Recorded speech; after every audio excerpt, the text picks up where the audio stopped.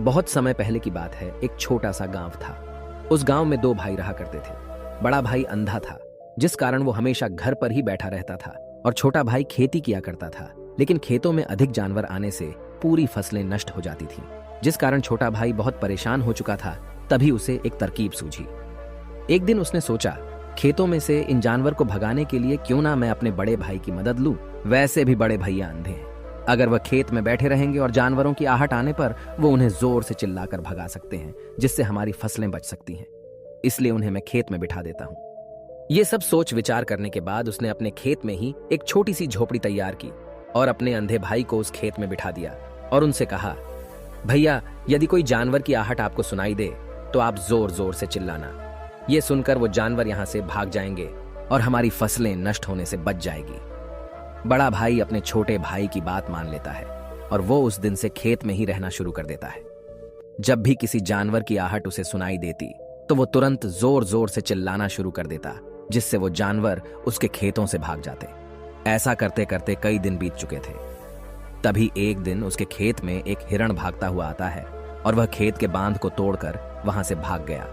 लेकिन उसी हिरण का पीछा करते हुए एक राजा भी उस खेत में आ पहुंचा। तभी राजा की नजर उस अंधे भाई पर पड़ती है।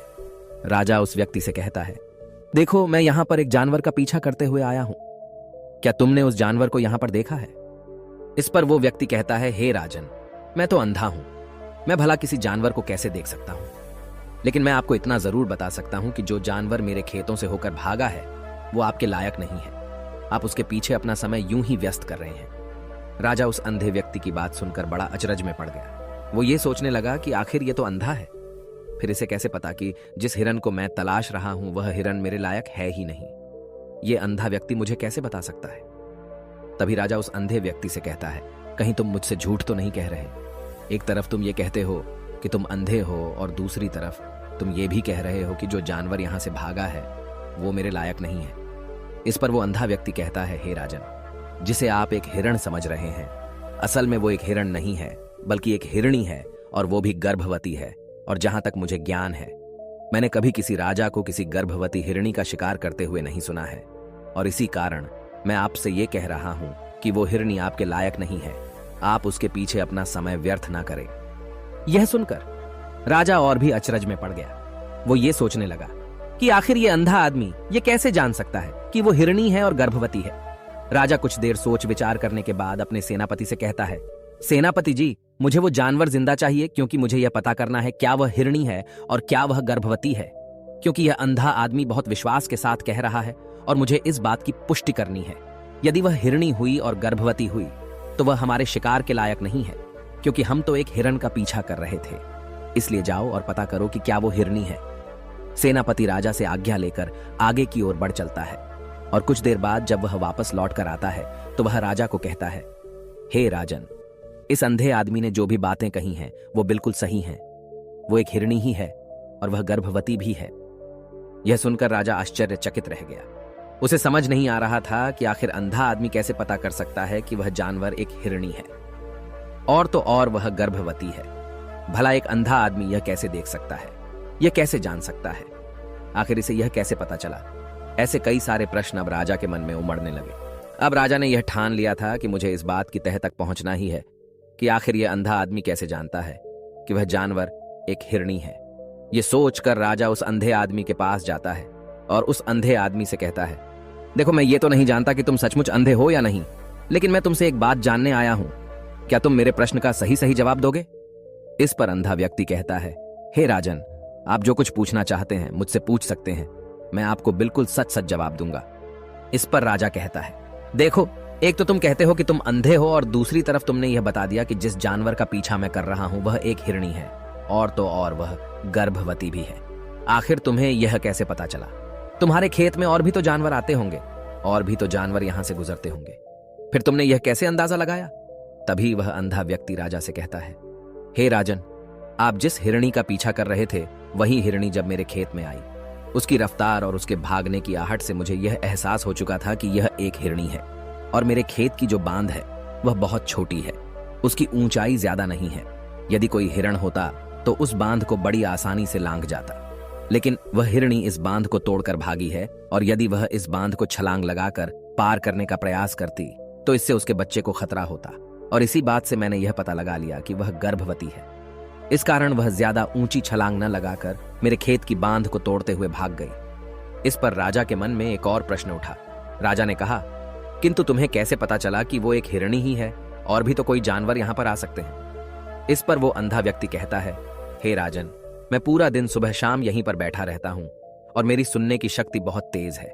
मैं ये बाफ जाता हूं कि कौन सा जानवर मेरे खेत में आया है, और उसी के आधार पर मैं जोर जोर से चिल्लाता हूं ताकि वो मेरे खेत से भाग जाए और मेरे खेत की फसलों को नष्ट ना कर पाए।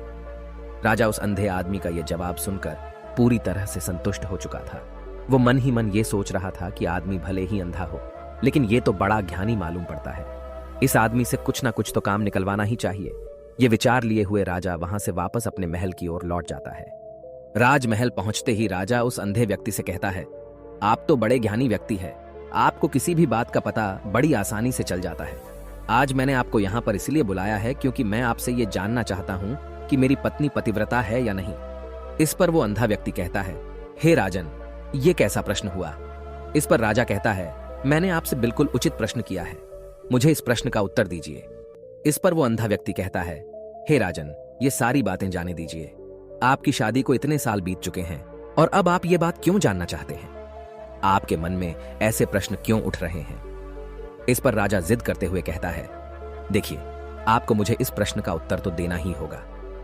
यदि आप मुझे इस प्रश्न का उत्तर नहीं देंगे तो मैं आपको मृत्युदंड दे दूंगा। राजा के मुख से यह बात सुनकर वो अंधा व्यक्ति कहता है, हे राजन, यदि आप इस प्रश्न का उत्तर चाहते हैं तो उसके लिए आपको मेरा एक काम करना होगा। राजा कहता है, बोलो, मुझे क्या काम करना होगा? इस पर व्यक्ति कहता है, इसके लिए आपकी पत्नी को मेरे साथ कमरे में अकेले छोड़ना होगा। उस अंधे व्यक्ति की यह बात सुनकर राजा पहले तो क्रोधित हो जाता है, लेकिन फिर कुछ सोच विचार करने के बाद वह उस व्यक्ति की बात मान लेता है और अपने सेनापति को आदेश देता है, सेनापति जी, इस व्यक्ति को और मेरी पत्नी को एक कमरे में कुछ देर के लिए अकेला छोड़ दे। सेनापति बिल्कुल वैसा ही करता है। अब राजा की पत्नी और अंधा आदमी एक कमरे में बंद हो चुके होते हैं। तभी वो अंधा आदमी राजा की पत्नी से कहता है, मुझे आपको छूना है। इस बात पर रानी अत्यधिक क्रोधित हो जाती है और उस अंधे आदमी को वो पकड़ पकड़ कर पीटने लगती है, कभी हाथों से तो कभी लातों से तो कभी पटक पटक कर। इस तरह से उन्होंने उस अंधे आदमी की खूब पिटाई की। उसके बाद किसी तरह से वह अंधा आदमी अपनी जान बचाकर वहां से भाग निकलता है और वह राजा के पास पहुंचता है और वह राजा से कहता है, हे राजन, आपकी पत्नी पतिव्रता नहीं है। यह बात सुनकर राजा अत्यधिक क्रोधित हो उठता है और राजा अपनी तलवार निकालकर सीधा अपनी पत्नी की ओर जाता है और क्रोधित होकर वह अपनी रानी से कहता है, रानी जी, आज मैं जो भी सवाल आपसे करने वाला हूं उसका मुझे सच सच जवाब दीजिएगा, और यदि आपने एक शब्द भी झूठ कहा तो मैं आपका अभी के अभी सर धड़ से अलग कर दूंगा। तभी आगे वह राजा कहता है, मुझे बताइए, क्या आप पतिव्रता हैं या नहीं? इस पर रानी कहती है, हे राजन, आप भले ही मुझे जान से मरवा दीजिए, लेकिन मैं पतिव्रता नहीं हूं। राजा यह बात सुनकर बहुत खुश हुआ, क्योंकि उस अंधे आदमी ने जो भी कहा था वह बिल्कुल सच था। यह बात सुनकर तुरंत ही राजा उस आदमी के पास पहुंचता है और आकर उस अंधे आदमी से कहता है, तुम्हें कैसे पता चला कि मेरी पत्नी पतिव्रता नहीं है? इस पर वह अंधा आदमी कहता है, हे राजन, बड़ी सीधी सी बात है, मैंने तो आपकी पत्नी से बस इतना ही कहा था कि मुझे आपको छूना है, और इस बात पर वह इतना क्रोधित हो उठी कि उन्होंने गुस्से में आकर मुझे लात घूंसों से पीटना शुरू कर दिया। और भला कोई औरत किसी और मर्द को कैसे छू सकती है? लेकिन उन्होंने न आव देखा न ताव, बस लात घूंसे मुझ पर बरसाने शुरू कर दिए। वह भी तो एक छूना ही हुआ, और एक पतिव्रता नारी कभी भी पराये मर्द को नहीं छूती। जब मैंने उसे छूने के लिए कहा था तो वह उस वक्त मुझे मना कर सकती थी, लेकिन उन्होंने तो मुझे पीटना शुरू कर दिया और देखते ही देखते उन्होंने मेरे पूरे शरीर को छू लिया। अब आप ही बताइए, ऐसी स्त्री भला पतिव्रता कैसे हो सकती है? इस पर राजा कहता है, तुम तो बड़े ज्ञानी मालूम पड़ते हो। अच्छा ठीक है, चलो तुम मेरे एक प्रश्न का और जवाब दो। यदि तुमने मुझे इस प्रश्न का सही सही जवाब दे दिया तो मैं तुम्हें यहां से जाने दूंगा। आगे राजा उस अंधे आदमी से कहता है कि तुम मुझे यह बताओ, क्या मैं सच में अपने पिताजी का ही बेटा हूं या फिर किसी और का? इस पर वह अंधा भी कहता है, हे राजन, इस बात से आपका क्या लेना देना? आप किसी की भी औलाद हो, आखिर आप हैं तो इस राज्य के राजा, इसलिए इस प्रश्न को जाने दीजिए। लेकिन राजा कहता है, नहीं नहीं, मुझे इस प्रश्न का सही सही जवाब चाहिए, अन्यथा यह प्रश्न मुझे हमेशा परेशान करता रहेगा। इसलिए मैं इसका सही सही जवाब जानना चाहता हूं। यदि तुम इसका सही सही जवाब दे देते हो तो तुम यहां से जा सकते हो, मैं तुम्हें नहीं रोकूंगा। इस पर वह अंधा आदमी कहता है, हे राजन, इसके लिए तो मुझे आपके माँ के पास भी जाने की कोई आवश्यकता नहीं है। मैं आपको अभी अभी यह बता सकता हूँ कि आप किसकी औलाद हैं। लेकिन उससे पहले मैं चाहता हूँ कि आप मुझसे एक वादा करें कि आप मुझ पर क्रोध नहीं करेंगे। राजन ने कहा, मैं तुमसे वादा करता हूँ, मैं तुम पर क्रोध नहीं करूंगा। इसके बाद वह अंधा आदमी राजा से कहता है, हे राजन, आप है तो अपने ही पिता के पुत्र, लेकिन आप पर एक कंजूस सेठ की छाया पड़ी हुई है। यह सुन राजा बहुत क्रोधित हो उठा और वह तुरंत तलवार निकालकर अपनी मां के पास जा पहुंचा। वह वहां पर पहुंचने के बाद अपनी मां से कहता है, मां, मुझे सच सच बताइए, क्या मैं अपने ही पिता का पुत्र हूं या नहीं? यदि आपने मुझे सही सही नहीं बताया तो वह यहीं पर अपने प्राण त्याग दूंगा। मुझे बताओ क्या सच है? इस पर उस राजा की मां कहती है, बेटा, तू है तो अपने ही पिता का पुत्र, लेकिन तुम्हारे ऊपर एक कंजूस सेठ की छाया पड़ी हुई है। जब मैं एक बार नहाने के बाद अपना मुंह आईने में देख रही थी, तभी उस कांच के पीछे मुझे एक कंजूस सेठ नजर आता है और उसी की छाया तुम पर पड़ चुकी है। यह सुन राजा बहुत खुश हो जाता है और वह तुरंत दौड़ा दौड़ा वापस उस अंधे आदमी के पास पहुंचता है और उस अंधे आदमी से कहता है, तुम्हें यह कैसे पता चला कि मुझ पर एक कंजूस सेठ की छाया पड़ी हुई है? इस पर वह आदमी कहता है, हे राजन, आपने मुझसे कई सारे सवाल पूछे जिनका जवाब मैंने आपको सही सही दिया है। यदि कोई और राजा होता तो मुझे इसके बदले में ढेरों सारे इनाम मिल चुके होते, लेकिन अब तक आपने एक फूटी कौड़ी तक नहीं दी है। इस बात से ही मैंने अंदाजा लगा लिया था कि आप बहुत कंजूस हो। यह बात सुनकर राजा जोर जोर से हंसने लगा और कहता है कि आप जो भी मांगेंगे वह मैं आपको अवश्य दूंगा, लेकिन मुझे यह बताओ कि तुम्हें कैसे पता चल जाता है कि कौन सी बात सही है और कौन सी गलत? तुम किसी भी बात का इतना सटीक और सही जवाब कैसे दे पाते हो? इस पर वह अंधा आदमी कहता है, हे राजन, मैं तो वैसे ही अंधा हूं। यदि मेरी आंखें होती तो मैं किसी की भी मन की बातें बड़ी सरलता से जान लेता। मन की एक भाषा होती है और यह भाषा मनुष्य के शरीर के व्यवहार के रूप में देखी जा सकती है। उसकी आंखों से, उसके होठों से, उसके काम करने के तरीके से, उसकी क्रियाओं से पता किया जा सकता है कि उसके मन में क्या चल रहा है। उसके आधार पर हम किसी के भी मन की बातें जान सकते हैं। लेकिन मैं तो अंधा हूं, मैं देख नहीं सकता, इसलिए मैं क्रियाओं से देखता हूं। यदि मुझे कोई बात जाननी हो तो अगले आदमी को कुछ काम देना पड़ता है, जिस पर वह व्यक्ति किस प्रकार काम करता है, किस तरीके से इस काम को करता है, उसके आधार पर ही मैं यह पता कर पाता हूं कि उसके मन में क्या चल रहा है। तभी वह राजा कहता है, तो क्या इसका अर्थ यह हुआ कि मैं भी किसी के मन की बातें जान सकता हूं? इस पर वह अंधा आदमी कहता है, हे राजन, अवश्य आप भी किसी भी व्यक्ति के मन की बात जान सकते हैं, किंतु उससे पहले आपको अपने ऊपर काम करना होगा, और वह काम है अपने मन को शांत करना, अपने मन को वर्तमान में लाना होगा, जिसके लिए मैं आज आपको 3 तरीके बताने वाला हूं। और ये तीनों ही तरीके बड़े ही आसान और सरल हैं। किंतु हे राजन, उससे पहले आपको एक काम करना होगा, अपने मन को एकाग्र करना होगा। जब हम अपने मन को एकाग्र करते हैं, अपने मन को वर्तमान में लाते हैं, तो हम दूसरे के मन की बात जान सकते हैं, क्योंकि वह आदमी अभी भी अपने मन में वर्तमान में ही सोच रहा है, और हमें भी मन को वर्तमान में ही लाना होगा। तभी हम उसके मन की बातें जान सकते हैं। यदि हम अतीत में हुई घटनाओं के बारे में सोच रहे हैं, तो वह जो अगला आदमी वर्तमान में सोच रहा है, वर्तमान में अपने मन में बात कर रहा है, वह हम कैसे जान पाएंगे? क्योंकि हम तो अतीत की घटनाओं में डूबे हुए हैं। इसलिए किसी के भी मन की बात जानने के लिए सबसे पहले हमें हमारे मन को एकाग्र करना होगा, उसे वर्तमान में लाना होगा। आगे वह व्यक्ति राजा से कहता है, हे राजन, जो 3 तरीके मैं आपको बताने वाला हूं, इन 3 तरीकों से बड़ी आसानी से किसी के भी मन की बातें जान सकते हैं। उसके बाद वह अंधा आदमी राजा से कहता है, हे राजन, जो सबसे पहला तरीका है वह है आंखों पर ध्यान देना।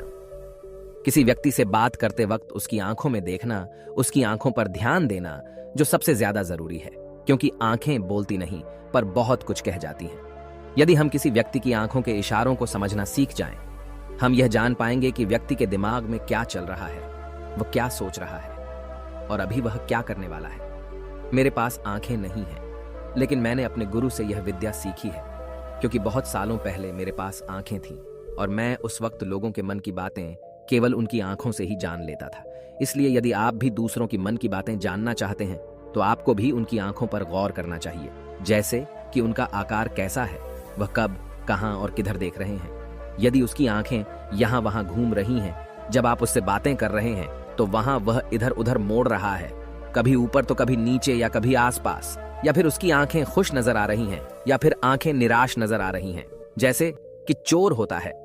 उसकी आंखों में जब हम देखते हैं तो हमें यह पता चलता है कि अगले आदमी ने कोई गलती की है। ठीक उसी प्रकार जब हम किसी चालाक व्यक्ति की आंखों में देखते हैं तो आपको पता चलेगा कि उसकी आंखों में एक भाषा होती है।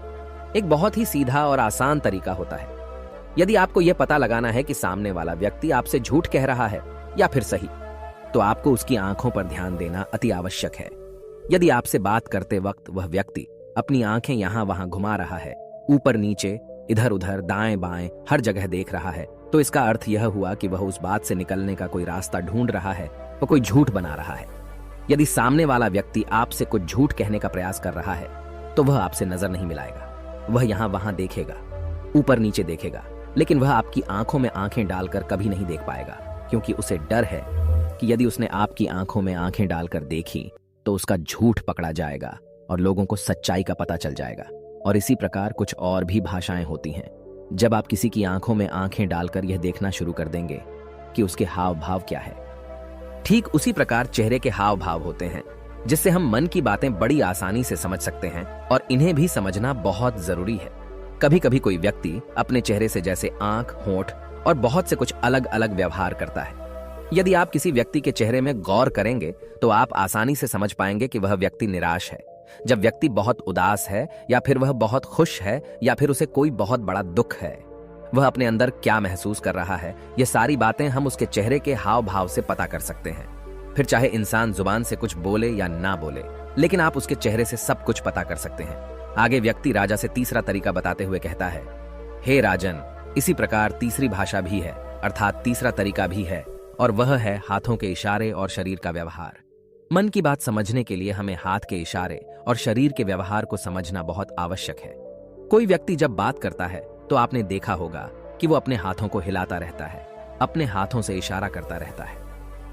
बातों के साथ साथ अपना शरीर का जो व्यवहार है, अर्थात बॉडी लैंग्वेज, उसका भी पूरा उपयोग करता है, जिससे हमें यह पता चल पाता है कि वह व्यक्ति हमारी बातों पर कितना ध्यान दे रहा है और उसके मन में क्या चल रहा है। शरीर के व्यवहार को देखने के लिए उसके हाथ मटकाने, शरीर मटकाने और चेहरे पर बार बार हाथ लाने, हाथों का एक दूसरे से मसलना, ऐसी बहुत सी क्रियाएं होती हैं, उस पर हमें ध्यान देना अति आवश्यक है।